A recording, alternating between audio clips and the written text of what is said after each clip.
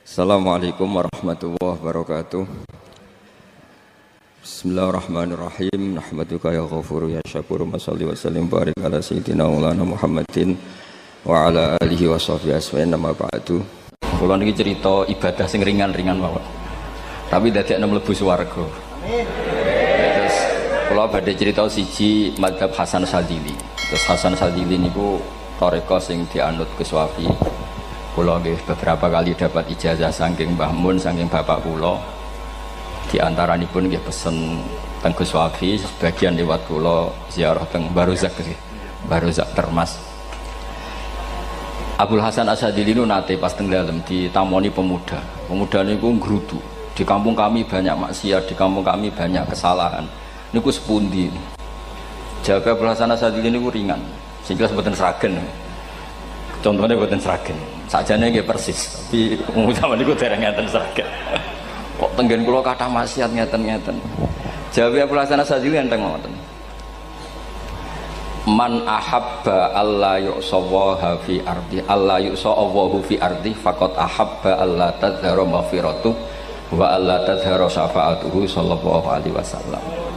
Dadi wong bayangno donya ora ana salah iku padha karo ora kepengin roh ghafure Allah Subhanahu wa taala. Mulane mazhab Sadzili paling bandel, ngurusi wong bandel paling bandel nggih mazhab Sadzili. Ngger kiai Sadzili iku ora umate macam-macam. Mulane teng Indonesia niku penak, sing keturunan putih seneng nabi, sing ireng nggih seneng nabi, sing ra keturunan nggih seneng nabi. Mulane setan niku bingung. Nyongkone sing seneng nabi keturunan putih tok, sing seneng keturunan ireng ya seneng nabi, sing ra keturunan ya seneng nabi, sing lakenan ya seneng nabi. Jadi kelompok itu kathah sangat. Ini penting kalau aturaken mergi madhab Sadzili niku pancen dados pembanding madhab Sayyid Abdul Al-Haddad. Madhab Abdul Hasan As-Sadzili niku sing paling masyhur diriwayataken dening Shahibul Hikam. Mergi Ibnu Athaillah As-Sakandari muridé Abdul Abbas Al-Mursi, Abdul Abbas Al-Mursi muridé Abdul Hasan sinten Asy-Syadzili. Niku madhab ingkang bener-bener jadi pembanding. Mergi teng bab husnudzon niku beliau itu pakar. Orang itu bisa yarjuwa hawal yaumil akhir. Orang itu bener-bener dibikin nyaman mbek Allah mbek Rasul. Misalnya ngeten, sampean sowan Allah iku kudu arep-arep disangoni. Kena arep disangoni berarti nganggep Allah iku medhit. Mulane tomak niku penting. Tapi mbek pangeran aja mbek wong, tapi mbek pangeran mbek. Dados limangka yarjuwa hawal yaumil akhir. Riyen niku zaman kula alit, niku anggere ana santri lunga iku sanggu sak umbalan. Mergo yakin kiai iku nyangoni. Lho diyakini nyangoni ku keren, berarti diyakini lomo. Lha kok yakin mlebu neraka, berarti nganggep Allah gak Rahman Rahim. Mulane yakin mlebu napa? Swarga. Mau modal urun maulid sak dina ora urun malah entuk. Terus niki rontok-rontok salah tapi muga-muga disepuro pangeran. Nggih wau. Nek sampean bener niku sifat ghafuri Allah nganggur, nggih. Kerhane efektif ana sing salah. Mulane wonten cerita wonten tiyang teng multazam donga ya Allah kula paringi mboten nate salah. Iku jawabe pangeran fa'ina adhu ghufra. Wong ora tau salah sifat ghafur iku nganggur. Niki cerita sing sampean aja niru kula. Niki cerita ilmu. Niku mazhab Abdul Hasan napa? Asy-Syadzili. Benten mazhab Sayyid Abdul Al-Haddad itu jalure khauf. Dadi dosa gedhe apa cilik? Ora ana gedhe ora ana cilik. Aja delok sing mbok dosani, aja delok dosane tapi delok sing mbok dosani iku sapa. Misale Gus Wafi ngutus santri teng mriki, "Cung, tukokno rokok." Rokok itu barang makruh misal. Mestinya kan santri oleh bantah, niki kiai ku piye to barang makruh kok kon nuku. Tapi masalahnya kan arah dituruti ya gelo tenan. Jadi aja delok kongkonane iku penting ra penting, tapi mukhalafah iku sababul fir. Misalnya kados kula niki teng mriki kan wonten botol minuman. Cung pindah rene itu kan barang sepele. Terus sampean takok urgensinya apa ya harus dipindah. Iku santri mangkelno to. Ya dipindah wae pokoke penting nu. Menurut itu cara pandang Sayyid Abdul Al-Haddad. Ki aja geman bantah pangeran senajan to perintahe sepele. Piye-piye mukhalafah ngono iku jenenge nentang. Nah cara Abdul Hasan As-Sadzili nggih boten barang gedhe mbek cilik kudu ana bedane. Wong ana kabair ana saghair. Masa WA janda beda mek goncekno ya kudu beda. Wong WA tok kok padha mek napa? goncekno yo kudu beda, kudu ana sawair, kudu ana napa? Kabair. Tapi cara Sayyid Abdul Haddad mboten delok sing mbok maksiati ku sapa. Sehingga khazanah kita niki penuh dengan ilmu. Mulane wonten bab ijtihad. Ijtihad niku ruangannya luas sekali. Nggih kula bolak-balik nyontokno. Kula sakniki kan jare wong akeh kiai gedhe. Jare wong akeh kula niku kiai gedhe. Nek diundang manakipan tangga yo bingung. Ora teko sawangane iki gedhe sombong diundang wong cilik ora teko. Teko iku mahjubno kiai sing ora tau pahayu. Kuwi bingung. Nyatane kula ora teko nggih do matur nuwun Gus. Athok kula mboten lakon. Nah kula teko kan mesti ordere teng kula mboten. Cara sing tok pitik gedhe nggih kula, salam templek gedhe nggih kula. Berhubung kula ora teko ngresgani tiyang kathah. Saiki misal wonten takok, kiai gedhe diundang musala cilik kesunatan teko apa makruh teko? Cara ijtihad, cara sampean makruh teko napa kesunat? Kula misale diundang ning Sragen ning musala Penceng. Kula niku sunat teko napa haram teko? Haram ya bener nggih haram ya. Setuju haram. Mergo mahjubno ya haram setuju niku. Itu ijtihad. Ijtihad itu ranahnya itu karena nggak bisa ditebak. Ijtihad itu nggak bisa ditebak. Kalau gak ada cerita kata tentang ijtihad, niki betapa umat Rasulullah umat sing bejo, pilihan-pilihan ijtihadnya dibenarkan. Masyhur tenggene cerita Bani Quraidah. Nabi ngendikan, engkau kue jogeman sholat asar kecuali sampai neng kampung Bani Quraidah. Ternyata kurang 2 kilo atau 3 kilo matahari itu mau terbenam. Sebagian sahabat sholat sebelum sampai Bani Quraidah karena takut sampai Bani Quraidah sudah kodok nopo asar.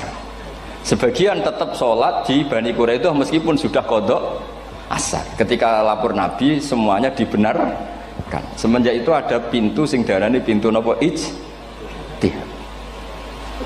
Mulane kula bolak-balik cerita. Wonten kiai nak tangkok, "Cung kowe ngaji wek sapa? Ngaji kalian tiang niki." Kiaimu tau nangis mboten? Lereni ngaji wek kiai ra iso nangis, berarti atine atos. Nak Abdul Hasan Asadi takok, "Cung kowe ngaji wek kiai sapa? Kiai fulan." Tau guyu mboten nate, lereni. Kiai ra iso syukur mbok jeni. Kiai ra iso syukur kok mbok jeni. Karena itu masalah ijtihad. Nggih masalah napa? Ijtihad. Ijtihad itu polanya enggak jelas. Wonten kiai ora gelem mulang wedok nggih kathah, alasane wedi fitnah. Wong pancen iman pas-pasan mawon nembe wong ayu ya bingung. Tapi nak diwalik, nak kiai ora gelem mulang wong wedok, terus sing mulang wong fasik, to aliran sesat iku ya repot. Kowe ngrasa paling gak sesat. Ya sudah seperti itu masalah-masalah napa? Ijtihad. Nah, kalau tak cerita saat ini balik cerita tentang Burda. Burda itu nak ngelem Kanjeng Nabi. Niku pancen diilmoni tenan. Kalau niku Burda berjanji tiba, niku setengah hafal. Pancen riyen mbah kula buyut-buyut kula niku pesene ken hafal tiba, hafal berjanji, hafal Burda. Wis mboten ngengken ngapal loh, tapi karena sering baca akhirnya hafal.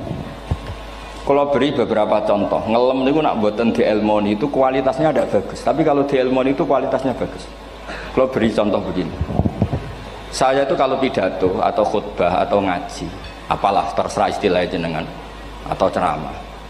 Biasanya kalau seneng istilah ngaji, niku mesti ikuti sing gampang mawon. Wa ala alihi wa sahbi ajmain. Ajmain itu kalimatun fariqah bainana wa bainasyiah. Fa innana nukrimu jami'as sahabah. Ajmain itu kalimatun fariqah, kalimat pembeda. Kita ahli sunnah wal jamaah akramu jami'as sahabah. Ada kelompok sing akromu sahabian wa ahanu sahabian akhir. Sehingga ajmain itu harus kita baca. Itu karena itu kalimatun fariqah, kalimat pembeda. Kata-katanya hanya ajmain. Begitu juga berjanji. Berjanji itu nak ngelem Nabi niku wa ba'du fa'aqul wa Muhammad bin Abdullah bin Abdul Muttalib wasmuhu Syaibatul Hamdi Humidat Hisaluhu Saniyah. Karena ketika Rasulullah memaklumatkan jadi Nabi itu problemnya itu nasabnya siapa? Orang-orang yang di Palestina, di Israel, di Yordan, di Syam kalau dulu itu alamatnya Nabi itu harus turunan Ibrahim. Ibrahim sementara orang Syam menurut pengetahuan orang-orang Yahudi Syam. Maka saya berjanji menunjukkan dulu kalau nasabnya Muhammad itu ini terus sampai warafuhu ilal khalili Ibrahim, terus ila dzabih Ismailan isbatu wa mun tamah. Terus setelah itu terus beliau ngendikan wa adnanu bila raibin inda dzabil ulumin sabiyah ila dzabihi ismail nisbatu wa mun tamam. Terus ketika berjanji di Karang itu sudah ada faham-faham yang seakan-akan babahnya Nabi itu ada masalah. Terus beliau ngendikan, ini Syaibatul Hamdi, Sayyid Abdul Muthalib itu orang yang ketika buka Ka'bah, buka Zam-Zam, saurip-uripe muji pangeran. Terus banyak lagi wasumi'a fi sulbihin Nabiyyu sallallahu alaihi wasallam dzakarallaha ta'ala walab. Mbah yang ini bahkan dengar ketika Nabi masih di punggungnya membaca tasbih. Terus sampai fa'azim bihi min ikdin ta'allaqat kawakibud durriyah wa kaifala wa sayyidul akramu sallallahu alaihi wasallam wasitatuhumun tak. Nabi itu orang suci, makanya harus lewat rahim yang suci, harus lewat bapak yang suci, mbah yang suci, sampai ila khalilir rahman Ibrahim alaihis salam. Makanya terus dinagumkan nasabun tahsibul ula bikhulau, terus tarokus sifaha falam yusibhum aruhu min adami wa ila abihi wa ummihi. Karena kabeh sonal ismihi, semuanya itu untuk menjaga asmane Nabi Muhammad sallallahu alaihi wasallam. Kemudian Burda membentuk itu dalam bentuk nazuman. Misalnya beliau ngendikan Rasulullah itu mutiara. Jadi ketika dakwah berpola ya baik, ketika tidak berpola juga baik. Beliau cara muji Nabi faddurru yazdadu husnan wa huwa muntazimun. Namanya mutiara ketika diuntai pasti sangat indah. Tapi terus-terusannya itu wale sayang kusu qadran ghairu muntazimi. Tapi namanya mutiara, mbok berserakan pun tetap indah. Jadi unik. Berarti ketika beliau uji Nabi dakwah tertib pernah. Sholat tuh harus begini, harus begini, harus begini. Beliau sholatnya tumakninah tertib. Tapi Nabi pernah sholat gak tertib. Duhur tuh 2 rakaat. Mana anak kiai rodok lalinan itu ya anak sana tuh. Duhur itu 2 rakaat. Tapi barokahnya Nabi duhur 2 rakaat diketahui cara sholat kalau salah itu gimana. Umpama Nabi sholatnya bener terus, itu akan kesulitan kita solusinya ketika ngalamin apa? Kesalahan. Makanya Nabi ngendikan ma kuntu ansa walakin unas sali as-sunnah. Itu mestinya ratau lali, tapi didesain lali biar bisa jadi sunnah. Wonten tiyang salate sawi maca surat Baqarah, wonten tiyang badhe njupuk wedhuse lah cara Indonesia. Bareng kesuwen piyambake mufaraqah. Walhasil Mu'ad matur Nabi, ini munafik di tengah-tengah sholat kok mufaraqah. Si penggembala unta ini juga ngeklaim, ya Rasulullah imam kita tidak benar, sholatnya kesuwen. Pikirannya wong ora bela imame. Ternyata Nabi gak bela sing ngangon. Afattanun anta ya Mu'ad. Wong imami wong seragen surat Baqarah. Wis pokoke kulo wae. Jadi Islam itu segampang itu, semudah itu. Sehingga wonten tiyang niku isane maca kulhu, rakaat ula nggih kulhu, saniyah nggih kulhu, pokoke kulhu sampai sok makmume ku mangkel. Waduh, si imam iki gak keren, mosok main apa?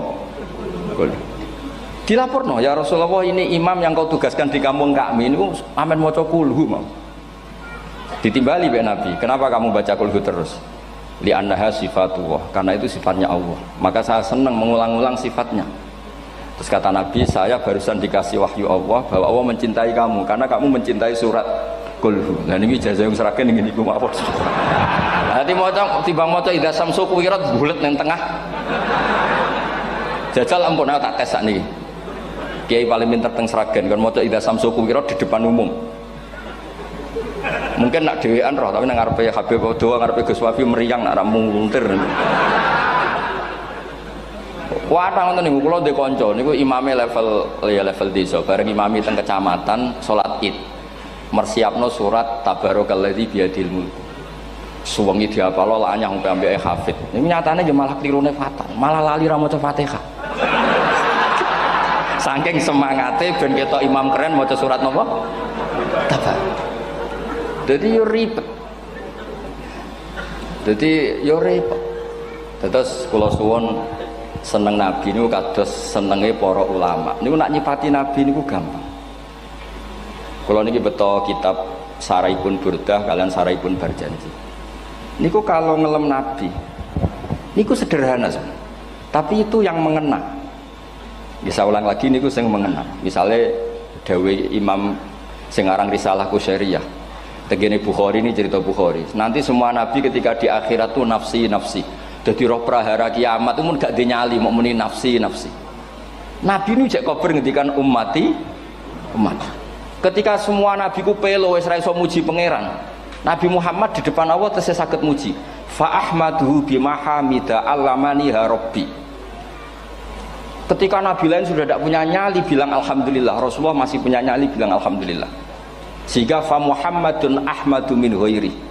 Hampir semua ulama ngendikan ahmadu yang Muhammad itu afal tafdil. Fa Muhammadun ahmadu min ghairi. Ketika nabi lain sudah tidak bisa atau tidak punya nyali memuji Allah, Nabi Muhammad masih berani memuji Allah ketika mahsyar. Karena logikanya begini, kira-kira pikirannya nabi-nabi wis kiamat, berarti amal wis ditutup lah, buku wis tutup. Tapi tak pikirannya Nabi Muhammad boten ngoten. Allah itu tidak diganggu oleh apapun, tidak kena atau tunduk sama konstitusi apapun. Sampean ra iso ketemu Allah, Allah ning pun akhirat, jenengan pun boleh macam-macam ning mun tutup buku boten saged. Rahmatnya Allah tidak bisa dibatasi oleh akhirat.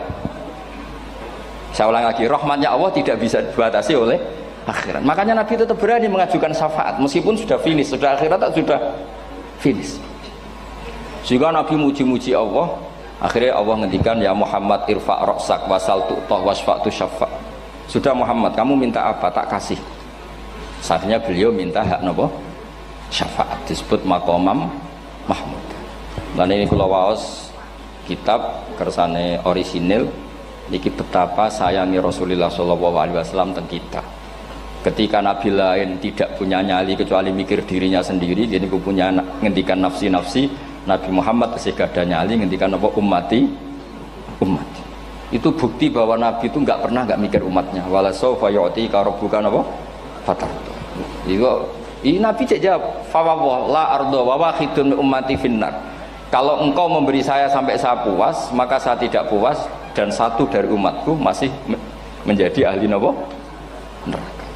Ini kalau waos nak sampean orang nangis ya kebablas ya. Ini cerita betapa Rasulullah Shallallahu Alaihi Wasallam.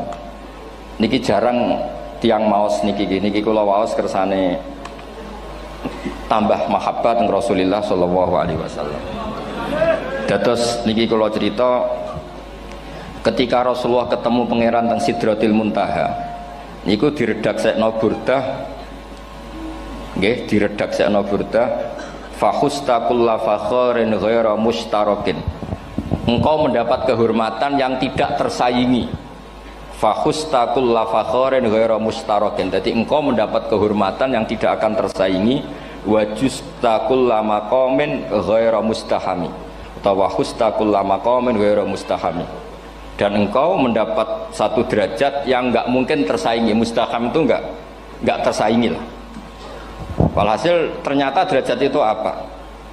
Gini ku ketika Rasulullah ketemu Allah Ta'ala teng Sidratil Muntaha, niku Sayyidah Aisyah radhiyallahu anha tangklet, ya Rasulullah, mal ladzi auha ilaika rabbuk idz qala fa auha ila abdihi ma auha. Qala ya Aisyah aturidina anta alami ma la ya'lamuhu Jibril wala Mikail wala nabiyyun mursalun wala malakun muqarrabun. Nggih, Aisyah, bagaimana mungkin kamu tanya sesuatu yang bahkan Jibril itu tidak tahu, Mikail itu tidak tahu, dan semua malaikat yang dekat maupun nabi yang jadi rasul semuanya tidak tahu hubungan saya, kedekatan saya dengan Allah membicarakan apa. Niku sing dimaksud burdah kaima tafuza biwaslin ayya mustatarin, wonten sing maca ayyi mustatarin anil uyuni wasirrin ayya muktatamin. Jadi nabi ketika ketemu Allah di Sidratil Muntaha itu ada misteri yang hanya nabi yang tahu. Nabi niki ibu-ibu harus bangga, Sayyidah Aisyah jenenge bojo wanita tanglet. Ambek nabi itu sing ngeles. Itu rahasia yang Jibril saja tidak tahu, Mikail saja tidak tahu, masa kamu tanya? Niki khase wong putri ini. Ya Aisyah, as'aluka bi Abi Bakrin ila ma a'lam tani. Gimana cara Jawa tak kadak nomor tuamu nak gak gelem cerita. Terus kunane kuno niku nggih wong wedok niku saged ngancam. Jadi kamane wis ngancam. Aku lapor bapakku, aku digo muleh sampean rada bojo kabare. Ya rada ribet njenengan ngadepi wong wedok niku lagi ribet. Terus faqala akhirnya Nabi cerita, tapi ya tentu tidak semuanya diceritakan. Inni lama kuntu qaba qausaini qultu Allahumma innaka adzabta al-umam ba'duhum bil hijar wa ba'duhum bil masih. Oh ya, ini halaman 63 62 tentang kitab Khasyatul Bajuri alal Burdah. Ya, kitab Hasyatul Bajuri alal Burdah. Ya Allah, Engkau menyiksa umat-umat sebelum umat saya, sebagian bil hijarah wa ba'dum bil masri wa ba'dum bil khosfi. Fama anta fa'ilun bi ummati. Lalu yang akan kau lakukan untuk umatku itu apa? Reputasi jenengan sama orang-orang yang durhaka itu selalu menyiksa. Ada yang pakai batu, yang dilikuifaksi, ada yang pakai ini. Mosok umatnya kekasih jenengan podo ngoten. Dadi Nabi ku mun nego lah. Nego supaya gak sama. Faqala unzilu alaihimur rahmah min ananis sama wa ubaddilu sayiatihim hasanat. Ndak, saya ndak seperti itu dengan umatmu. Waman sa'alani a'taituhu waman tawakkala saterusé. Terus wa fid dunya asturu alal usad wa fil akhirah usyaffi'u kafihim. Orang-orang yang masih maksiat di dunia tak kasih hak tobat, dan nanti di akhirat tak kasih hak syafaat. Engkau tak kasih hak syafaat. Mulane ini penting dingertosi bilih ukuran nabi baik itu gampang nak sampean ngaji ngangge ilmu. Syafaati li ahlil kabair min ummati. Sok syafaatku kanggo ngomong sing salah akeh. Wong nabi ku ra melok dosa kok mikir nyafaati. Nak rapi-apike wong ra mungkin. Wong sing dosa iku sampean, sing salah sampean, sing mikir solusine Kanjeng Nabi. Lho wong kok apikane ngono iku gak mungkin ta wong. Wong sing salah ku sampean, sing diutang yang sampean, sing kasus ku sampean, sing mikir Kanjeng. Nah itu cara ulama ngelem Kanjeng Nabi. Mulane khodam tuhu bimadikhin astaqilu bihi dzunuba umri madha fi syi'ri wal khodami. Dadi aku ngelem Nabi iku sebagai bentuk ngelem sing ndadekno dosaku ben disepuro pangeran. Misalnya kita suka Alphard, muji Alphard, suka Innova, muji Innova, suka kebun, muji kebun. Sing ribet tuh nak suka hewan, seneng kucing nggak ngelem kucing. Lu bareng ngelem Kanjeng Nabi kok ora iso. Lane jari Burdah, aku iku ngelem apa tahu iso, mosok aku ora tau ngelem Kanjeng Nabi. Makanya terus beliau hidupnya, kemampuan syairnya didedikasikan hanya nggo ngelem Kanjeng Nabi Muhammad sallallahu alaihi wasallam. Makanya terus ngendikan wa huli kholasi khaira multazim. Saya dedikasikan kecerdasan saya untuk ngelem Kanjeng dan Nabi, dan itu solusi terbaik. Lalu nak ngelem Kanjeng Nabi kadang kebablasan, sampai dikritik banyak ulama karena kebablasan. Gini masyhur beliau ngendikan wala yadi ka rasulullah jahu kabi idzal karimu tajalla bismi muntaqimi. Wonten naskah sing tahalla duka wau teng mriki diwaos napa tahalla napa tajalla tahalla ya. Wonten naskah tahalla wonten tajalla artosipun ngeten. Ya Allah, nabimu ini engkau gelari nabi yang ar-raufur rahim, sebagaimana yang sering disebut Habib Ali Al-Habsyi. Jika nabimu itu ar-raufur rahim, maka ketika engkau mau menyiksa saya dengan atas nama engkau al-muntaqim, zat yang tukang nyiksa, yang menyiksa, maka gelar engkau kepada nabi yang ar-raufur rahim itu kamu kemanakan? Jenengan kudu konsisten, terus kadung ngarani nabi jenengan raufur rahim. Maka sifat jenengan yang muntaqim jangan pakai dulu, karena saya ini umatnya Nabi yang kamu beri gelar Raufur Rahim. Paham tak jenengan? Maksudnya ya aja sida nyiksa wong kadung mbok arani Raufur Rahim. Dadi wala yadi ka rasulullahi jahu kabi idzal karimu tajalla tatahalla bismimun takim. Terus sekarang Burdah jenenge Muhammad. Allah kadung janji wong sing jenenge Muhammad ora bakal disiksa. Sebetulnya maknanya ya Muhammad Sayyidul Anbiya nih. Tapi ketika ono panggilan Muhammad ke depan, Muhammad gak boleh disiksa. Jeneng kula nggih Muhammad. Terus Burdah nu saking yakine ngendikan fa innali zimmatan minhu bi tasmiyati Muhammadan wa huwa afal khalqi biz zimman. Gusti jenengan kudu eling nami kula niku Muhammad. Wong sing jenenge Muhammad itu ora oleh disiksa. Padahal maksudnya ora oleh disiksa kan kanjeng Nabi Muhammad, tapi piyambake namine Muhammad. Terus ngendikan malih in ati dzamban fama ahdi bimun taqidi minan nabi wala habli bimun sorim. Gusti kula pun iman mbek jenengan. Iman itu nilainya tertinggi. Jenenge iman nilai tertinggi, maka iman nggak bisa dibatalkan hanya karena saya salah. Berarti pangeran kok diruwayu, dipeksa, kudu ngakoni nek dene umat Rasulullah sallallahu alaihi wasallam dan in ati lamun nekane ingsun dzamban ing dosa. Fama ahdi bimuntaqidin, maka perjanjian saya dengan engkau tidak boleh dibatalkan. Itu termasuk hebatnya umat Rasulullah sallallahu alaihi wasallam. Apapun salahnya niku tetap diakoni umat Rasulullah sallallahu alaihi wasallam. Mergo termasuk kelebihan Nabi itu gak ada hak napa?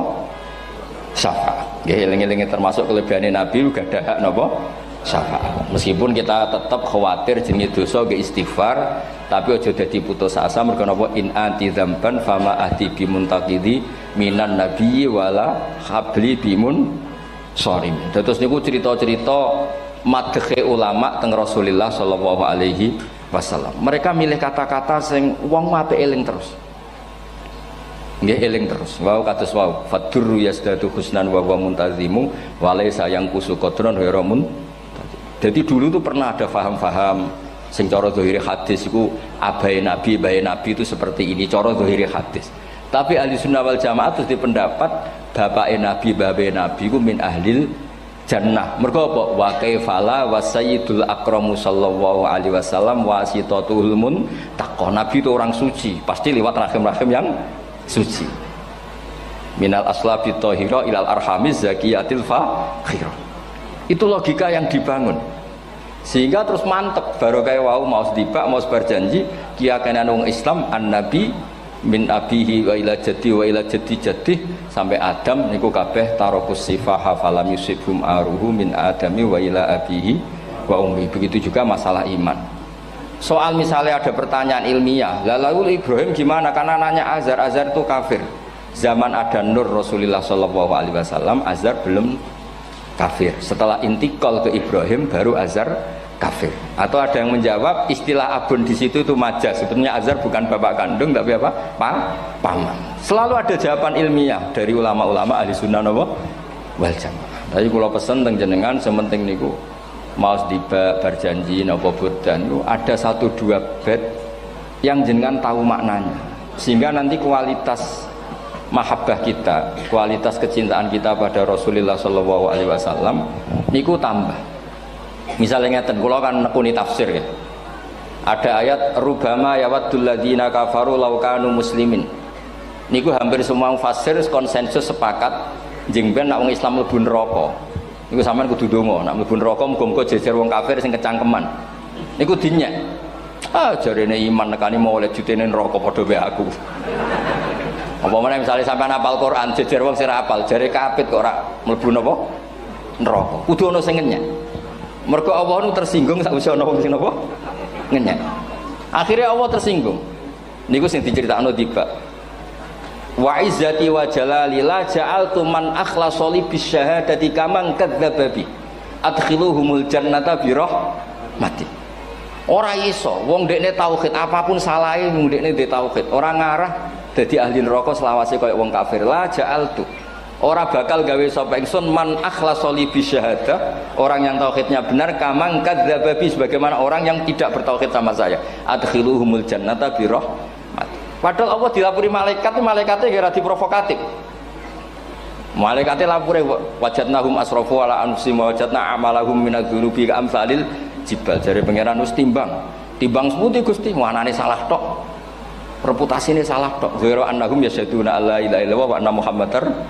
Niku jawabe pangeran wa izzati wa jalali la ja'altu man akhlasoli kaman kadzdzababi adkhiluhumul jannata bi rahmati. Nah, lafat-lafat seperti ini kita akan punya harapan ketika ndelok umat sing carane iman tesih blepotan, carane salat cek blepotan, carane zakat cek blepotan. Kita selalu punya harapan barokahnya iman, barokahnya mahabbah ning Rasulullah sallallahu alaihi wasallam, mereka tambah hari tambah baik. Jangan beragama yang tidak punya harapan, karena agama ini bagi yang punya harapan. Dimangka yarjuwa wal yaumal akhir, bukan yang tidak punya harapan. Wong Kanjeng Nabi sekaruan Nabi orang terbaik dilarani wong Taif, disiksa wong Mekah.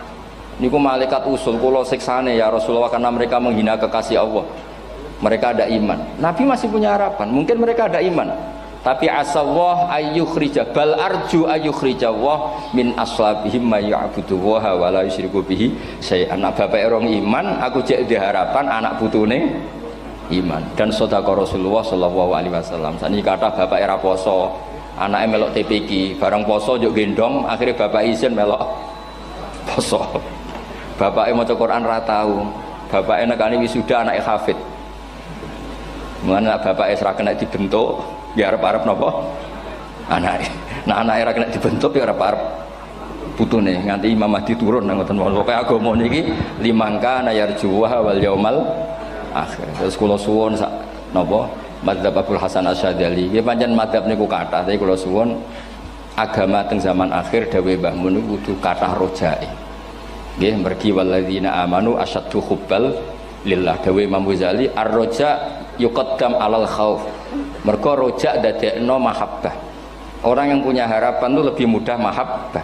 Dan hubungan kita dengan Allah itu hubungan mahabbah. Ini ku walladzina amanu asyaddu hubbal lillah. Saman roh anake nawakal kok hubungane putus asa mesti maksudno. Tapi nek hubungane iso wae saiki nakal so ben gak. Iso wae saiki goblok so ben gak. Senajan to so ben ra terbukti lah, penting hidup itu ada harapan. Guys, penting hidup itu napa? Ada harapan. Kata ulama ngendikan afdhalul ibadah intizarul farad. Apa-apa ibadah selalu punya napa? Harapan. Terus Indonesia yang seperti ini kita berharap akan lebih baik, akan lebih baik. Wong cilik kula niku sing jilbaban mau keluarga ketok. Saniki kathah tiyang napa? Jilbaban. Cilik kula tiyang salat di masjid nggih mboten serame sekarang. Sampeyan ra iso grutu, tapi salat tok tapi atine ngene-ngene. Wah ya ribet nak ngoten sampeyan nyoal ideal nggih ribet. Pira-pira gelem napa? Pira-pira purun napa? Salat purun teng masjid. Sampeyan ndak usah memaksa ideal, wong kita ndak pernah napa? Ideal. Terus kula suwun cerita-cerita teng tiba teng berjanji bahwa Nabi sahibus syafa'ah. Nabi nu tiyang sing peduline napa ummati. Jadi ketika Nabi lain mboten gadah nyali ngadepi hisab, ngene iku do muni nafsi, Nabi tesih gadah nyali mikir umate ngendikan mati. Carane apa? Muji pangeran bimahamida allamani ha rabbi. Lane dawuh iki teng ulama-ulama dawuh fa Muhammadun ahmadu min ghairi. Makanya summiya Muhammadan mergo li annahu satu wasammihi idza wada'atihi Muhammadan li annahu satu madun apa? Uqbah wa summiya Ahmad li annahu ahmadu min ghairi. Ini hampir semua ulama ngendikan ketika teng mahsyar semuanya Nabi gak punya nyali untuk matur minta sama Allah. Mergo wis kiamat berarti wis nis Nabi tesih ada pikiran Allah itu tidak terhalangi oleh kiamat, Allah tidak terhalangi oleh akhirat, Allah tidak bisa dihalangi apapun, sehingga Nabi tetap wani jaluk pangeran. Berarti mujine Nabi ku lebih tok karena tahu Allah itu tidak terbatasi. Nah karena Allah tidak terbatasi, podo-podo Allah wapian, wis tak jaluk kanggo umatku sing mati alat tauhid. Berhubung Nabi ngoten terus Allah ngendikan ya Muhammad irfa ra'sak napa wasal tu'tah wasfa tusaffa. Muhammad kepala kamu angkat, kamu minta apa saya turutin. Terus Nabi minta hak napa syafaat. Seseorang bertobat. Dulu umatnya Nabi Musa ada yang menyembah anak sapi, ijel itu, harus tobat. Itu tobatnya ekstrim betul. Kalau tobat sekarang kan cukup istighfar sama istighosah. Kalau dulu enggak, liyak tulal bari umingkum al mujrima, yang terbebas dari dosa menyembah anak sapi, membunuh yang terlibat atau pernah menyembah anak sapi. Makanya ayatnya apa? Fatubu ila bari'ikum faqtulu anfusakum. Ya, jadi orang-orang yang pernah menyembah anak sapi itu tobatnya apa? Faqtulu anfusakum. Sebab itu semua ulama berkewajiban menerangkan nasa mansuh. Sampai Sayyidina Ali suatu saat ada mubalek atau ustadz itu ngajar di masjid, ditanya, kamu tahu nasa mansuh enggak? Enggak tahu. Terus kata Sayyidina Ali, berhenti jadi mubalek, lisensinya dicopot. Dicopot, kemudian halakta wa ahlakta, kamu rusak juga merusak. Kenapa demikian? Logikanya begini, semua nabi itu kan panutan. Saya ulang lagi ya, semua nabi itu panutan. Tapi kalau kamu tidak tahu nasaman, so jangan-jangan kamu ikut nabi sebelum kamu, yang nasahnya itu syariatnya sudah apa? Mansukhoh, sudah di nasah. Itu kayak kasus Sunda Wiwitan itu. Itu gak mau punya Nabi Muhammad karena kurang keren, kurang sepuh. Nabinya langsung Nabi Adam. Resikonya adalah beberapa aliran sesat itu, aliran yang kurang benar itu, zaman Nabi Adam kawinan otomatis sama saudaranya. Lalu masa sekarang kita membolehkan kawin sama apa? Kalau sama Nabi Adam mau tidak mau. Karena yang cowoknya ya bin Adam, putrinya binti Adam. Lalu Allah bikin satu sunnah yang suami istri itu harus beda, yaitu satu kandungan itu melahirkan satu pasang. Dan mulai dulu memang pasangannya orang jelek itu orang cantik. Makanya agak sial itu yang perempuan-perempuan itu. Memang mulai dulu gitu. Kalau cantik itu kesunatannya dapat jelek. Gitu. Nanti sama-sama masuk surga. Karena yang cowoknya ibadahnya syukur, yang ceweknya sabar. Gitu. Itu nanti sama-sama. Nah kebetulan si Qabil itu ganteng sekali Qabil. Berpasangan dengan Labuda itu jelek gembrot, pokoknya tidak cantik. Enggak lah, kebalik. Qabil itu berpasangan sama Iklimah. Jadi Qabil ganteng, punya adik kandung namanya Iklimah itu cantik sekali. Yang Habil itu rapati apa? Berarti yang Habil apa? Ya dapati ganteng, berbarengan dengan Labuda juga dapati cantik. Nah karena tadi ya berarti Qabil bareng siapa? Iklimah, Habil, Labuda. Maka untuk kawin ini nggak boleh satu kandungan. Jadi dulu karena nggak ada perbedaan ibu bapak, mau tidak mau beda. Yang penting beda. Yaitu akhirnya apa? Qabil dapat Labuda, yang Habil dapat Iklimah karena beda kandungan. Itu sudah cukup. Nah, akhirnya kan nggak terima si Qabil. Masa orang ganteng dapat orang jelek. Jadi mulai dulu itu maunya orang ganteng ya dapat orang cantik, nggak terima. Tapi Allah ngatur seperti itu. Akhirnya terjadi percekcokan. Nah, dulu itu semuanya itu religius, sehingga ukuran percekcokannya masih religi, yaitu ya gini saja, kita ngadakan kurban, yang diterima itu ya menang. Ya ternyata dalam kompetisi itu yang menang siapa? Habil. Akhirnya Habil jadi menikahi siapa? Iklimah. Kalau sekarang kompetisinya kan siapa paling kaya ya menang, lebih gampang. Nah kemudian bayangkan misalnya, ya saya ini menerangkan asa mansuh. Kita semua sering ngomong, sering berkoar-koar, sering menyarankan atau mewajibkan para nabi itu panutan dalam semua perilakunya. Ternyata ada beberapa perilaku yang sudah dinasah atau dihapus ketentuannya oleh syariatnya Rasulullah Shallallahu Alaihi Wasallam. Maka mengenali nasa mansuh itu keharusan dalam ulumul Quran. Ya, makanya Allah mengatakan apa? Manansah min ayatin au nunsiha pasti na'ti bi khairim minha au misli. Jadi saya nerangkan nasah mansuh itu dua sesi. Satu sesi antar nabi, dua di internal syariatnya apa? Nabi. Sekali saja hari ini tok, sudah setelah itu anggap pinter sudah. Kalau sudah jangan tanya lagi. Nah, ada beberapa lagi syariat yang masalah metode. Dulu Nabi Nuh itu dibolehkan oleh Allah saking mangkelnya sama orang kafir. Saya ulang lagi, orang kafir itu kan biadab sekali, nempat buminya Allah, makan rezekinya Allah, kemudian mengkafirkan Allah. Pikirannya Nabi Nuh, orang biadab gini nggak layak hidup, itu pikirannya Nabi Nuh. Kalau dia pakai militer, tidak punya militer, ya pakai langit akhirnya. Pakai kekuatan langit, beliau berdoa, Rabbi la tazar alal ardi minal kafirina dayyar. Innaka intazarhum yudillu ibadaka wa la yalidu illa fajirong kafar. Ya Allah, mereka ini orang-orang kafir. Padahal pakai bumi engkau, pakai rezeki engkau. Matikan semua saja. Jangan sisakan satu pun. Karena kalau masih sisa, nanti anak turunnya ya gitu. Gennya gendo ya pasti melahirkan gendo. Gen. Wa la yalidu illa fajirong kafar. Kalau kamu sisakan pasti melahirkan generasi gendo lagi, kafir lagi. Dituruti sama Allah. Kecuali orang 80 yang ikut Nabi Nuh. Nah orang 80 yang ikut Nabi Nuh ini selamat karena iman. Maka generasi yang sekarang ini termasuk saya semua ini, semuanya turunan orang iman. Maka kita ini punya dua status.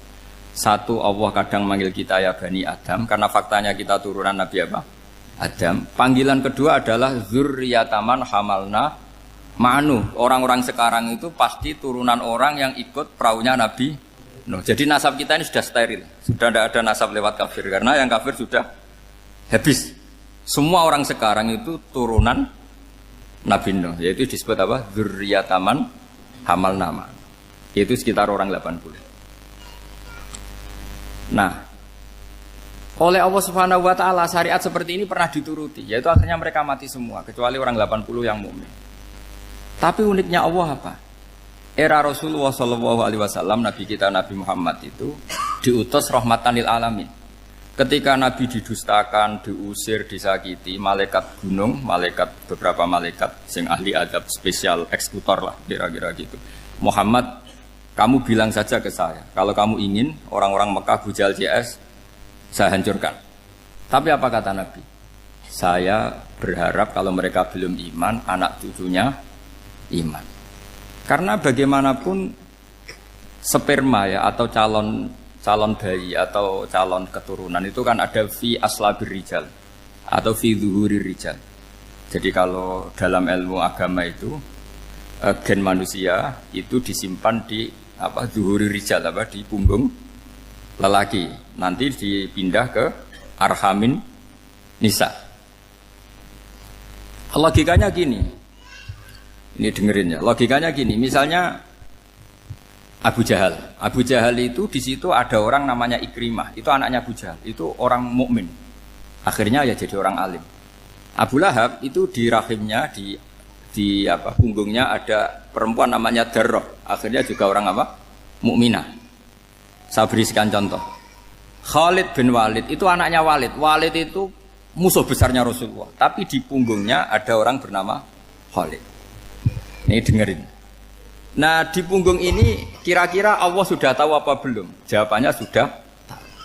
Artinya kalau ini mati atau kamu bunuh, kamu sebenarnya nggak bunuh orang kafir saja, bunuh calon orang mukmin yang sekarang masih bersemayam di punggungnya orang-orang kafir. Jadi bisa saja orang yang sedang kafir itu ada sekian calon generasi yang suatu saat mukmin.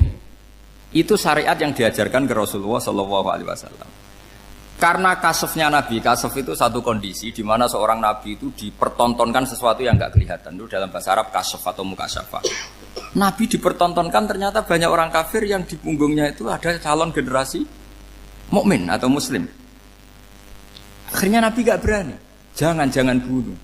Mungkin bapaknya ada iman tapi anaknya iman. Betul, Abu Jahal punya anak Ikrimah, Abu Lahab punya anak Darroh, Walid punya anak siapa?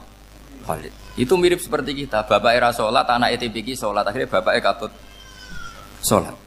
Banyak enggak di Indonesia, bapaknya tidak bisa baca Quran, anaknya hafid. Nah itu kalau bapaknya kamu habis, tidak ada yang meselin. Makanya biarkan hidup saja. Nah, artinya gini, andaikan tidak ada ulama yang menerangkan nasa mansuh, dikira syariat Nabi Nuh itu abadan mu'abbadat, selamanya lama. Jika main teror sama orang kafir sah berdasar Nabi Nuh, padahal kita sudah ganti Nabi. Yaitu syariatnya Rasulullah SAW masyhur itu ketika Nabi ngendikan, saya tidak minta mereka dihukum, tapi ya Allah saya minta Allah mahdi qaumi fa innahum la ya'lamun. Mereka kafir itu karena tidak tahu. Sehingga ada periode. Loh kalau perang itu beda, perang itu konteksnya duel, itu tidak harus sama Abu Jahal, Abu Lahab. Ada penjahat mau bunuh kamu wajib perang enggak? Wajib. Penjahatnya meskipun muslim apa harus kafir? Meskipun muslim.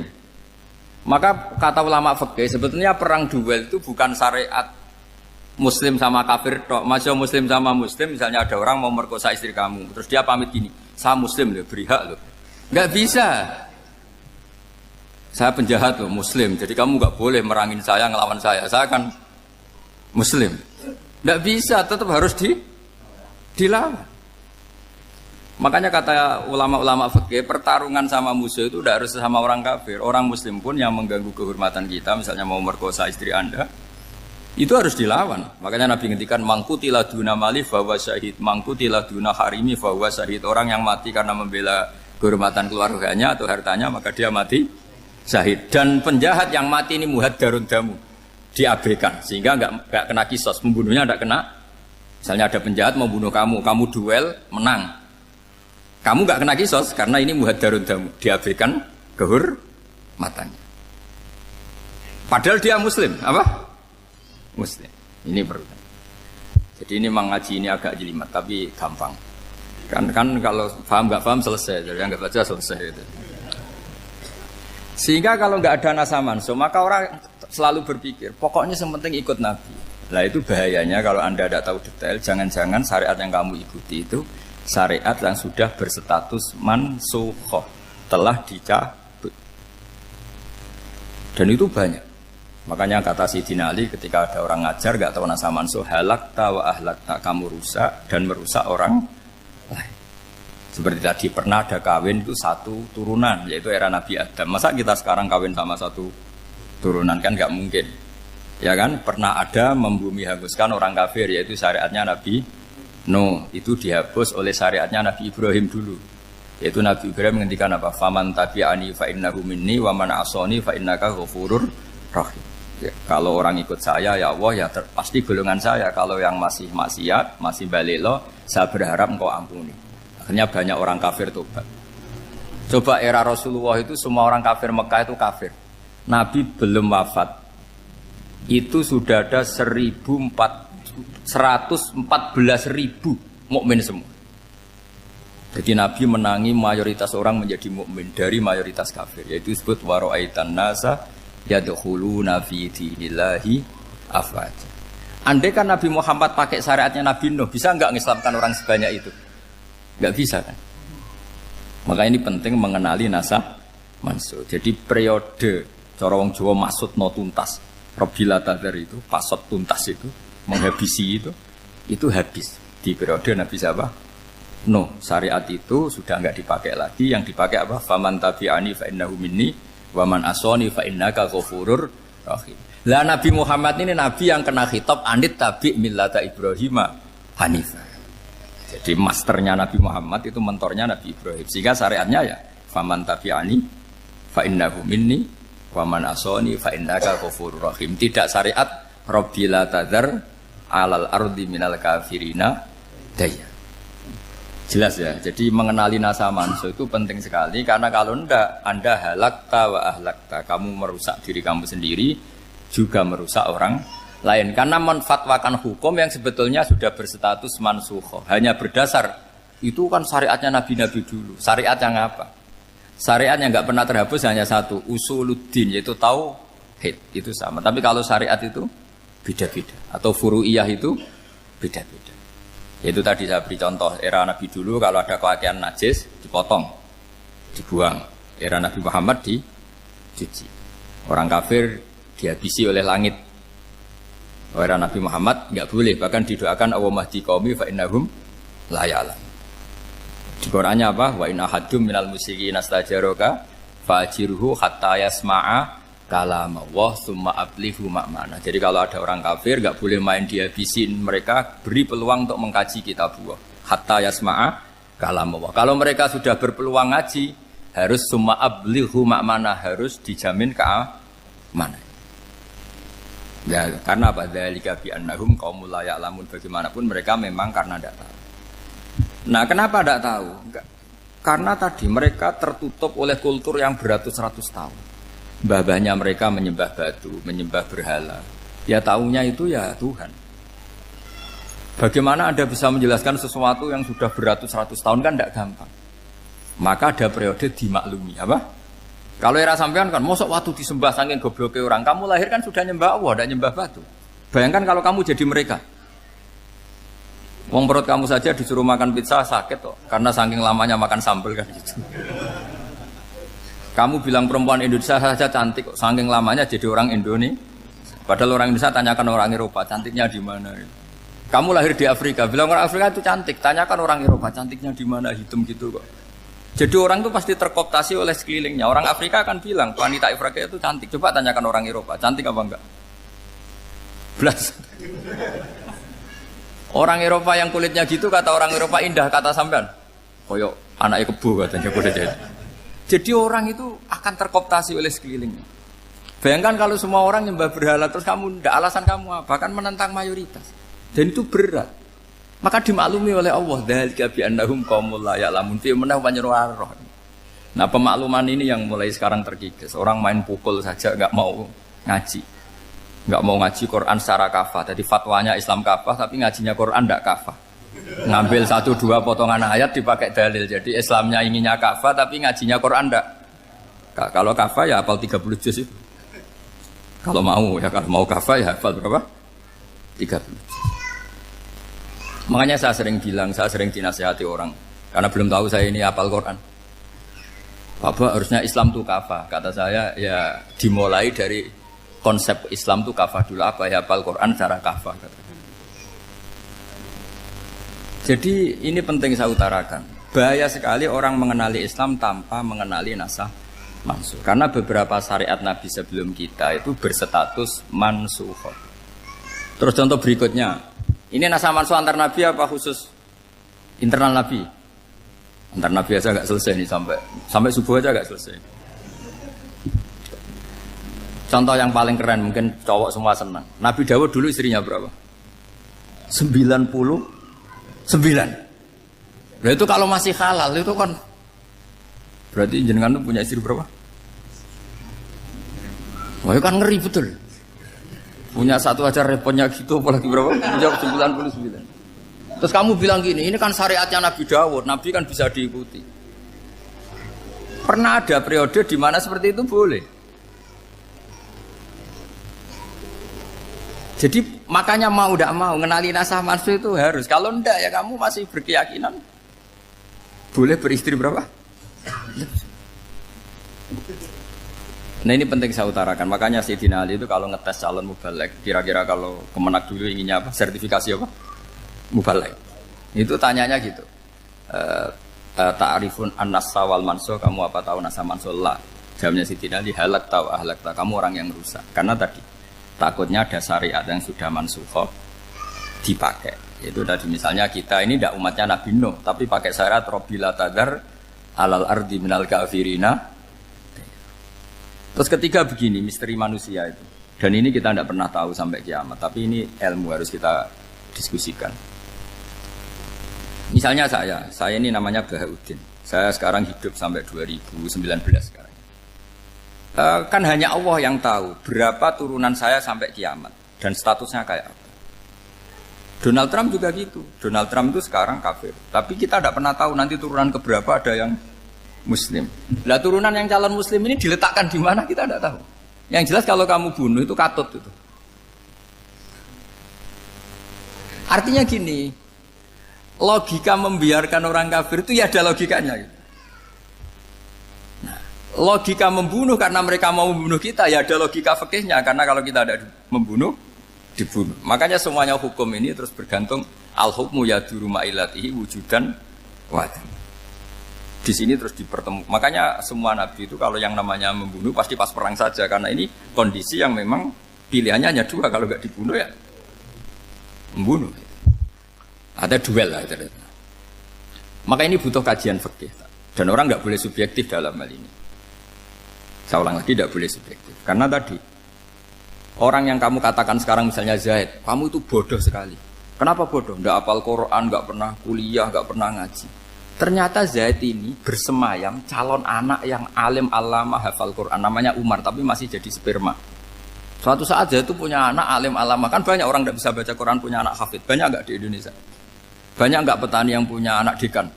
Petani punya anak dekan. Yang dekan punya anak naik kelas saja susahnya bukan main. Banyak kan? Nah ketika dibalik nanti ada dekan punya anak goblok, yang petani punya anak dekan pinter mana? Kita tidak pernah tahu. Makanya ini kan ya sudah, kalau nggak pernah tahu ya bilang saja wallahu alam, kan selesai. Daripada keminter keliru kan ada wallahu alam. Makanya cerita favorit guru saya, Kiai Haji Maimun Zubair itu punya apa namanya Kiai Zubair. Itu cerita favoritnya itu ada santri namanya Soleh. Soleh itu alim alama. Orang Madura itu cara berpikir kan kalau kiai saja alim seperti itu, apalagi bapaknya. Pas bapaknya main ke pondok, santrinya ada ribuan. Bapaknya main ke pondok itu, sholat itu ya gak bener, gak sesuai sunnah Rasul lah kira-kira gitu. Sudah sholat itu gak bener, apa-apa gak bener. Masih ditakwil sama santri Madura, karena orang Madura itu kultus. Mungkin khilaf itu satu khusus, pokoknya perlakuan khusus. Suatu saat saking bodohnya orang itu, kenceng tuh pinggir musola. Wah ini gak bisa ditakwil lagi, akhirnya gak bisa ditakwil tuh gak. Wah ini sudah gak bener ini, gak bener. Singkat cerita santri tadi gak kuat matur ke kiainya, Pak Yai, jenengan sealim itu kok bapaknya segoblok itu. Kenapa? Ya, dia kenceng pinggir musola. Oh bapak saya tuh pinter sekali. Kok bisa? Karena beliau yang memutuskan saya mondok sampai saya jadi alim alama seperti ini. Yang bodoh itu mbah saya. Yang bodoh itu mbah saya kan?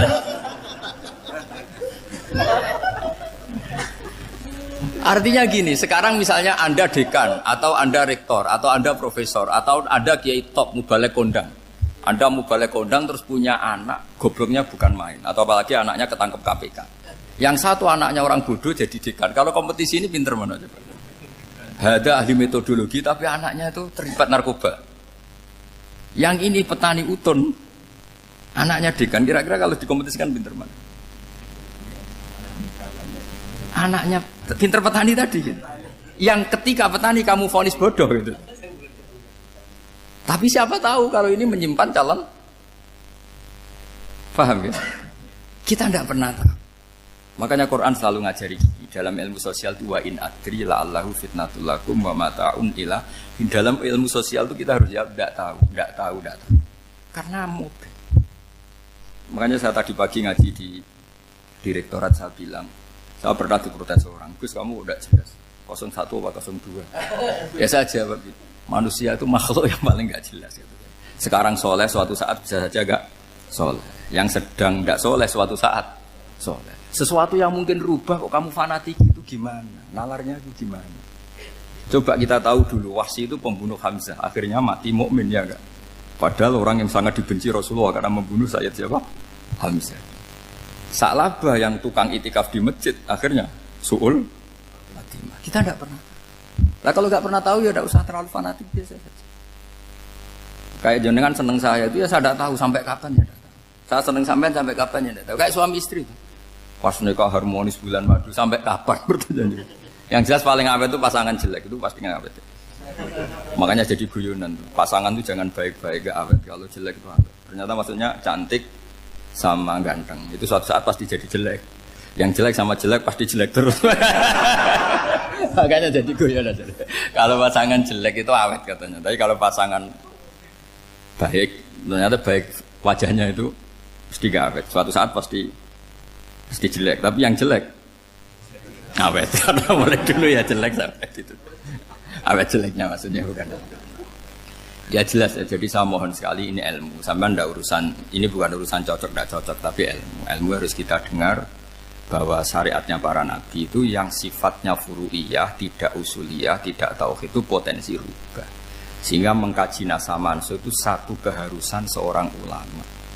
Makanya setiap ada syariat nabi hal hadis syariah mu'abbadah amla, mansukha amla. Karena potensi itu tinggi. Kita tahu dulu semua nabi sholat menghadap apa? Baitul Maqdis. Era Rasulullah dipindah ke Ka'bah. Tapi kalau kamu katakan total Baitul Maqdis ya tidak juga. Nabi Ibrahim mulai dulu madhabnya ke Ka'bah. Tapi kalau Nabi Musa ke Baitul Maqdis. Terus kamu bilang ini 01, 02 ya ada, memang syariat jadi sesuatu yang furu'iyah. Nah, kenapa ini furu'iyah? Jawabannya sederhana. Ketika seseorang menghadap Ka'bah itu menghadap batu apa menghadap Allah? Allah. Ketika menghadap Baitul Maqdis hakikatnya menghadap Allah apa menghadap Baitul Maqdis? Allah. Maka menghadap Ka'bah itu sebenarnya masalah furu'iyah. Yang masalah usuliyah adalah inni wajjahtu wajhiya lilladzi fataras samawati wal ardh. Yang permanen adalah menghadap Allah Subhanahu wa taala. Cuma secara prosedur syariatnya secara zahir menghadap Ka'bah. Maka potensi rubah karena ternyata itu furu'iyah. Untuk kiblatnya itu furu'iyah. Yang permanen adalah menghadap ke Allah Subhanahu wa taala. Ini penting ya. Jadi terus sekarang masih antar nabi apa di internal nabi? Ini sudah mau selesai waktunya, sudah habis ini. Internal. Ini sudah selesai, ini sudah pas. Mohon maaf ya. Wah. Jam ini sudah. Sampai mana tadi? Diteruskan apa enggak? Sudah ya, sudah kayaknya sudah. Biar kelihatan cerdas terus. Sekali pertemuan sudah pinter gitu. Berapa? Setengah jam sudah pinter. Yang internal nabi apa antar nabi? Internal ya, sudah sekarang ke internal. Kalau internal lebih banyak lagi contohnya.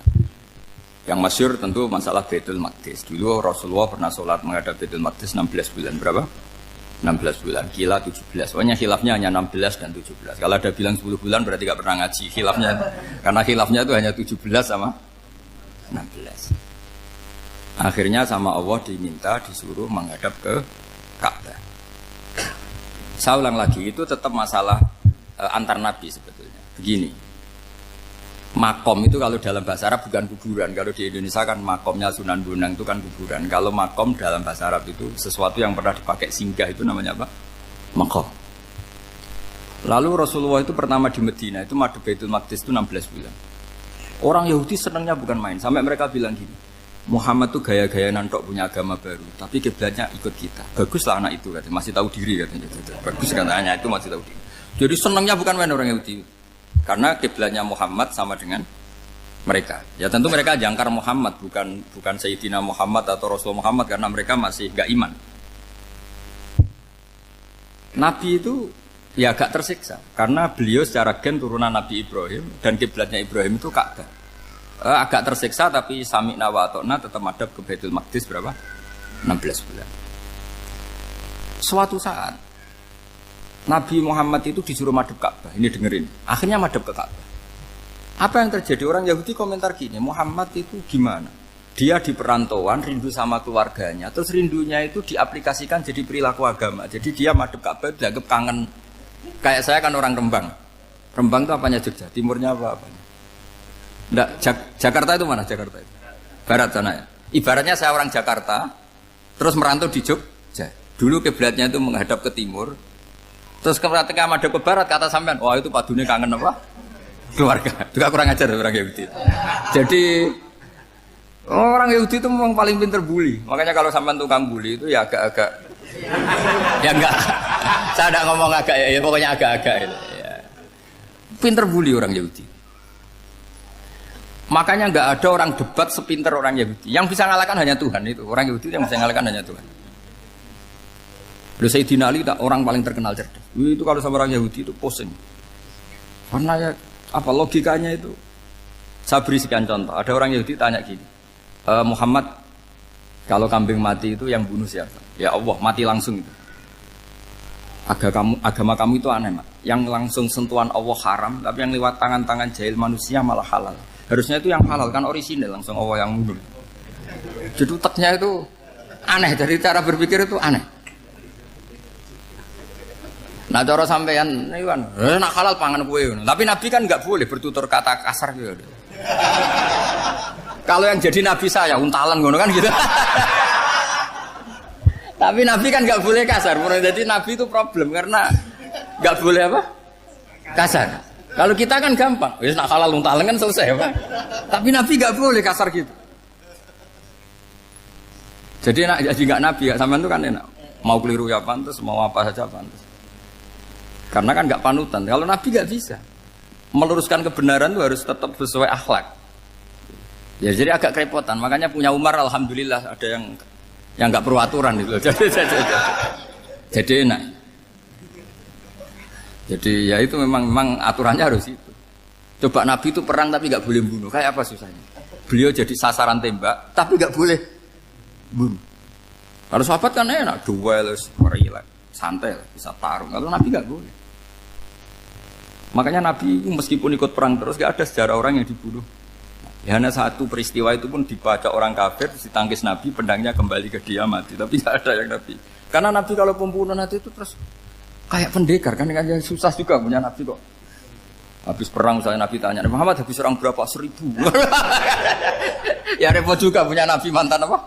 Pembunuh, meskipun yang dibunuh orang kafir, tapi kan kayak apa ya? Fitrah manusia itu akan menolak kepemimpinan orang yang gitulah pokoknya nggak bisa diterangkan itu. Makanya Nabi itu nggak pernah bunuh, meskipun kayak apa musuhnya, tapi nggak pernah bunuh. Untungnya di sekeliling orang-orang yang tadi. Jangan bilang itu suka bunuh ya, pokoknya perang gitu ya. Perang dengan bunuh itu beda loh ya. Kalau perang itu fair apa? Fair. Sampai mana tadi? Nabi Ibrahim ya tadi. Makom tadi saya ulang lagi. Nabi Muhammad menghadap ke Baitul Maqdis itu hanya Allah nuruti. Ini loh Nabi betul. Tahu betul bahwa di antara syariat adalah Baitul Maqdis. Karena semua Nabi pernah berkiblat Baitul Maqdis.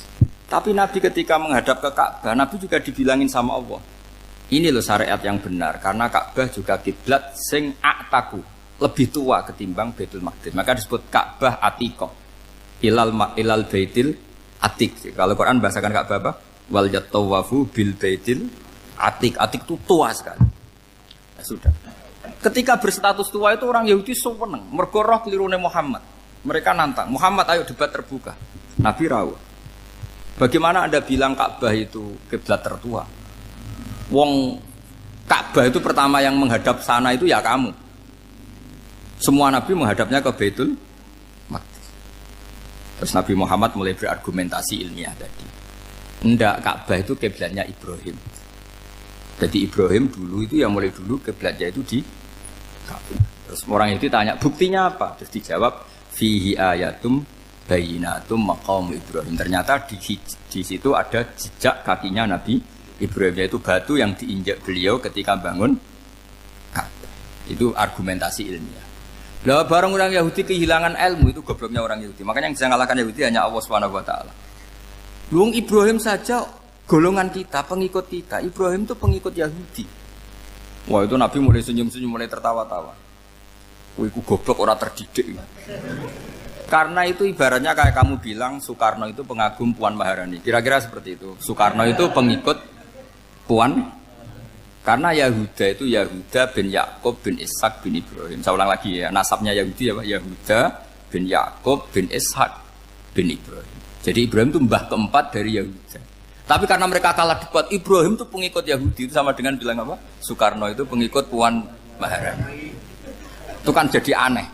Atau Gus Dur pengikut Mbak Yeni, atau Basim Masari pengikut Mbak Yeni, itu kan aneh. Wah, akhirnya sama Allah diingatkan. Makanya ada ayat ha antum haula hajatum fi ma lakum bi ilm falimatu hajuna fi ma laysa lakum bi ilm. Perjanjian debat ini semuanya harus ilmiah. Tapi kenapa perdebatan Anda malah ndak ilmiah? Akhirnya orang Yahudi iftadohu, malu semua. Wah, semuanya Muhammad itu satu-satunya kekalahan orang Yahudi. Tapi ayat-ayat seperti ini itu enggak populer. Ayat ha antum haula'i hajastum fi ma lakum bi ilm falimatu hajuna fi ma laysa lakum bi. Jadi Islam, betapa hebatnya Islam. Kalau debat harus ilmiah. Dan Kanjeng Nabi menantang, ini perjanjian kita debat ini ilmiah. Kenapa sekarang jadi tidak ilmiah? Yaitu kamu mengatakan Ibrahim itu pengikut Yahudi, padahal Ibrahim dengan Yahudi itu dulu Ibrahim. Makanya Yesus kalah, man. Tapi tetap ra Islam. Tapi nah, makanya terus Ka'bah dibuktikan ketuaannya lewat apa? Fihi ayatum bayinatum maqamu Ibrahim. Itu bukan makam kuburan. Karena makamnya Nabi Ibrahim tetap Hebron, temudi Palestina. Kira-kira itu Palestina. Jare Israel yo ning Israel, mbah menang di. Jare ning Israel yo ning Israel, jare Palestina ning. Saya pernah ziarah ke sana di Hebron. Di makamnya Nabi siapa? Ibrahim. Jadi jelas ya. Jadi nasa mansur itu ketentuan yang dikehendaki Allah Subhanahu wa taala untuk menguji loyalitas manusia, menanggalkan semua akalnya. Makanya saya mohon sekali siapapun yang ngaji saya dimanapun, sekali-kali manusia itu harus menanggalkan akalnya. Sekali Anda pakai akal, maka Anda akan ingkar dengan nasa mansur. Nasa mansur itu hukum yang direvisi, yang dibatalkan. Makanya orang Yahudi lagi-lagi pinternya orang Yahudi. Merovokasi orang-orang yang Islamnya belum kuat, diprovokasi gini. Ungzuru ila Muhammadin tahayyara fi din yukhillu yawman wa yuharrimu ukhra. Lihat itu Muhammad, dia kebingungan cara beragama. Kadang bilang A, besok bilang B. Jadi nasa mansur dianggap satu bentuk kebingungan. Gak kurang ajar tapi. Wah, akhirnya sebagian orang yang murtad. Makanya nasa mansur itu satu peristiwa yang menjadikan banyak orang murtad. Karena diprovokasi orang Yahudi bahwa itu bentuk kebingungan Muhammad. Akhirnya terus saya qulu sufaha minan nasi ma wallahum an qiblatimul lati kanu alaiha. Nah, kelirunya orang Yahudi adalah ternyata nasa mansur yang dipilih Rasulullah itu semuanya ada di Taurat dan Injil. Termasuk di Taurat dan Injil disifati dan Nabi yusolli ilal qiblatain, bahwa Nabi ini akan bersolat dengan dua kiblat. Makanya tetap ditantang. Qul fa'tu bit-taurati fatluha in kuntum shadiqin. Kalau kamu tidak percaya bahwa saya ini orisinil, ayo bareng-bareng mengkaji Taurat. Tapi mereka tidak siap mengkaji Taurat. Karena Taurat semuanya mendukung Rasulullah Muhammad SAW. Fatluha in kuntum shadiqin. Makanya ini penting sekali ngaji. Jadi perdebatan itu macam-macam. Dan itu pinternya orang Yahudi. Ungzuru ila Muhammadin tahayyara fi dini yukhillu yawman wa yuharrimu ukhra. Ini penting sekali. Makanya nasa mansur itu uji loyalitas. Itu Imam Malik kalau mencontohkan ke Imam Syafi'i. Saya berisikan contoh fikih. Ini saya melanggar waktu ini. Ini sudah berapa? Saya yang tidak mengesahkan diri saya. Ya misalnya ini ya, ini kertas sak bawa ya, ini kertas sak bawa. Terus ini tak kasih uang misalnya, uang 100.000. Atau kalau contoh Imam Syafi'i dulu dididik Imam Malik begini. Ya Syafi'i kalau kamu punya 2 budak, 2 pembantu, kalau dulu kan masih ada budak, 2 pembantu lah kira-kira. Seneng mana, yang cerdas sama yang goblok? Seneng yang cerdas. Kalau yang nurut sama yang bantahan, seneng yang nurut. Lah yang nurut itu yang goblok. Makanya tinggal dibalik saja. Kamu tak beda ya. Seneng mana punya istri yang cerdas apa yang goblok? Coba. Atau ibu-ibu mbak-mbak ini, seneng mana punya suami yang cerdas atau yang goblok? Kalau cerdas gak bisa diakali. Tapi goblok nurut tapi ya kadang sini-sini kan dengan sini. Nah, itu kan antar manusia. Masalahnya kita menghadapi Allah Subhanahu wa taala yang semua kita pasti bodoh. Kita menghadapi Allah Subhanahu wa taala yang semuanya kita pasti bodoh. Allah jelas ngendikan wa kanal insanu dzaluman jahula. Manusia itu banyak dolimnya. Dolim itu sifat mubalaghah. Kalau orang dolim sekali dolim, kalau sering zalum, kalau jahil biasa jahil, kalau banget jahili jahul. Bahasa Arab kan gitu memang. Ghafir pengampun biasa, kalau ghafur selalu mengampuni. Syakir, makanya sifatnya Allah Taala ikut wazan faul semua. Ghafur, syakur, atau diikutkan wazan faal. Kalau goblok biasa jahil, goblok banget jahal kan itu. Kafir biasa kafir, kalau kafir banget kafar. Ya, jadi wazan balaghah itu bisa faal, bisa faul ya. Kafirin, kafar atau kafur. Paham ya? Malah ngaji nahwu. Ya tapi ini memang perangkatnya ya. Ini kan perang mau tidak mau. Makanya misalnya Allah tidak suka kulla kafarin banget kafir ya, Pak. Paham ya? Kulla khawanin banget khianate. Kalau khain khianat biasa, kalau khawan sering khianat. Lah manusia itu kata Allah apa? Zaluman. Wis banget dolime, banget bodoh. Itu kalau yang ngarang hikam mencontohkan tuh gini, manusia itu pas bener saja salah, apalagi pas salah. Jadi manusia itu kata Imam yang ngarang hikam itu, man itu kanat mahasinhu masawiyah, fakih fala takunu masawihi masawiyah. Ketika baik saja buruk, apalagi ketika buruk. Coba kalau ada orang dermawan sama teman-temannya, tanyakan istrinya, duit dihambur-hambur, disekno konco ngalono bojo. Mesti gitu. Teman yang sering silaturahim ke teman-temannya, kata temannya baik, senang silaturahim, tanyakan istrinya, oh meninggali wong. Jadi manusia pas baik saja ada buruknya, apalagi pas buruk. Makanya dulu bapak saya ngajarin saya istiqomah ya apik ya, tapi kadang-kadang nak keterusan itu ora istiqomah ngangkangi orang dia tidak punya kesempatan. Misalnya ada imam masjid ngimami terus sampai tua sampai mau mati, itu istiqomah apa tidak memberi peluang yang lain? Tidak jawab saja. Jadi itu manusia. Jadi pas baik saja buruk, apalagi pas buruk. Kayak saya gini di sini ngajar baik, tapi saya ada tidak sopannya harus di atas. Padahal banyak orang sepuh, ada Pak On, ada beberapa yang kan terpaksa nggak sopan. Tapi sama yang nyuruh, berarti sama yang dosa. Kemarin saya minta di bawah supaya ganjaran saya utuh. Ini gara-gara begini ganjaran saya ini agak terkredit terdebat itu karena itu. Saya teruskan. Jadi manusia itu punya sisi itu karena manusia itu dzalum dan jahul. Wa kanal insanu dzaluman. Problemnya ini ngadepi Allah yang selalu pinter, yang kita selalu bodoh. Misalnya gini, kamu ditanya Allah. Ini contohnya Imam Malik. Ikla hadi sokhroh fa inna tahtaha dhahaban. Coba bongkahan batu itu kamu angkat, di bawahnya ada emas. Lalu budak yang pinter berlogika, oh disuruh buka itu karena ada emas toh. Berlogika.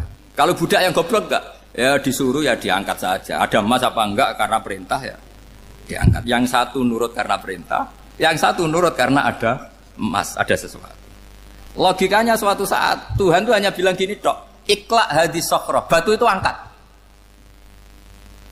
Yang nurut yang goblok permanen tadi kan langsung angkat. Yang pinter, ini ada apa lagi Gusti kok harus diangkat? Ya gak ada apa-apa, nyuruh saja kata Allah gitu. Oh ada bisa, sesuatu harus ada alasannya. Itu kira-kira mangkel loh agak. Oh mangkel. Nah, logikanya manusia seperti itu. Makanya dua murid pinter, di rakyat pinter, presiden ya susah mesti demo. Goblok ya susah sini wong. Ini kan nggak ada pilihan. Memang manusia itu nggak ada pilihan. Nah sekarang masalahnya gini di fikih ini saya kembali lagi ke fikih. Pertanyaannya secara fikih begini. Misalnya iddah. Iddah itu seorang perempuan ditinggal mati suaminya atau ditinggal atau cerai. Itu kan ada namanya apa? Iddah. Iddah itu memastikan apa tujuannya? Memastikan rahim itu steril dari mani atau sperma zaut awal. Supaya nanti kalau dinikah orang lain tidak terjadi ikhtilatul nasab. Oke, berarti iddah kita beri argumentasi secara ilmiah li baro'atir rohmi. Jadi misalnya Zaid menceraikan istrinya Sri dalam keadaan masih bisa haid. Iddahnya 3 kali masa suci. Wal mutallaqatu yatarabbasna bi anfusina salasata quru. Lalu karena secara teori medis kalau haid berarti bukti tidak hamil. Apalagi kalau haidnya terulang-ulang sampai 3 kali pasti tidak hamil. Sehingga kalau nanti dinikahi orang lain pasti kalau ada anak ya anaknya zaud sani atau zaud kedua. Berarti alasan iddah li baro'atir rohmi. Oke, kita sok pinter, sok bijak. Pertanyaannya adalah, sekarang sudah baru 1 bulan, suaminya di Malaysia, nggak pernah ngumpuli. Dicek di medis juga berbukti tidak hamil. Apakah boleh tanpa iddah? Semua ulama mengatakan tidak boleh. Tapi ini kan rahimnya jelas bersih. Ya karena iddah itu nuruti perintah pangeran, pokoknya tetap iddah. 3 kali masa suci. 3 kali masa suci atau masa haid. Itu ada perdebatan ulama. Tapi kan ini terbukti bersih, Gus. Meskipun terbukti bersih, kata Allah harus iddah 3 bulan atau berapa? Kira-kira 3 bulan, 4 bulan ya tetap harus iddah. Kowe milih mana? Sok pinter. Gusti, berhubung ini. Pangeran mbok terangno gitu. Berhubung. Jadi Tuhan apa mbok wari? Berhubung Gusti. Ini jelas steril dari sperma zaut awal. Enggak usah iddah Gusti. Sama aja kamu disuruh majikan kamu ikhla hadis safra, berhubung nggak ada apa-apa, nggak usah ya.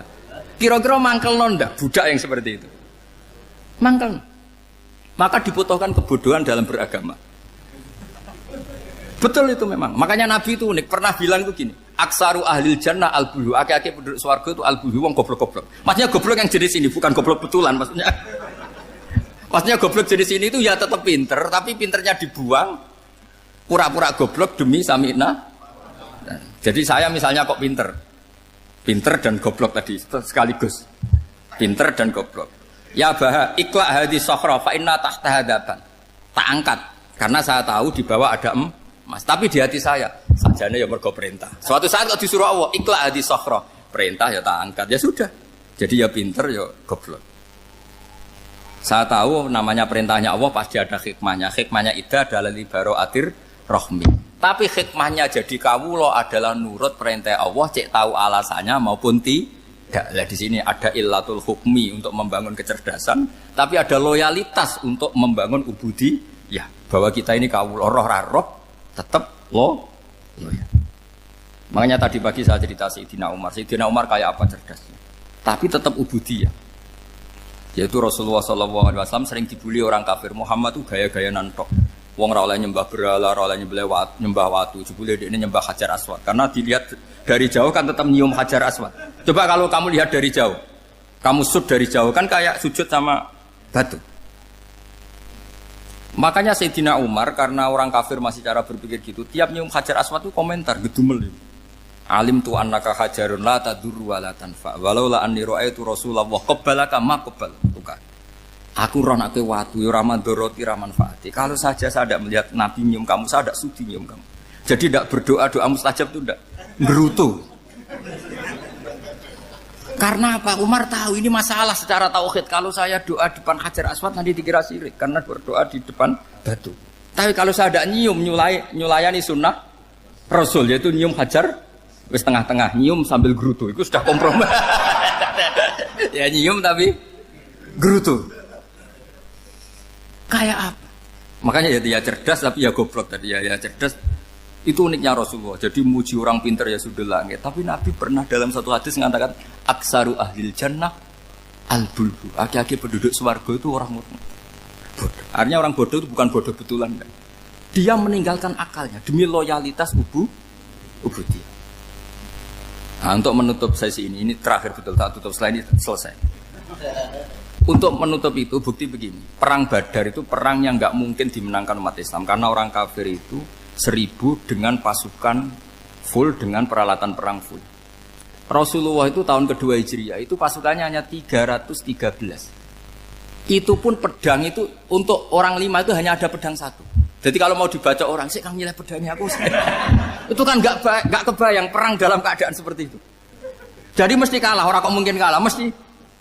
Tapi Nabi tetap bilang, saya ini disuruh Allah perang, ya harus berangkat. Yaitu perang Badar. Kata para sahabat, ya Rasulullah ini nggak masuk akal, sudah nggak usah perang, ini nggak masuk akal, mau setor nyawa.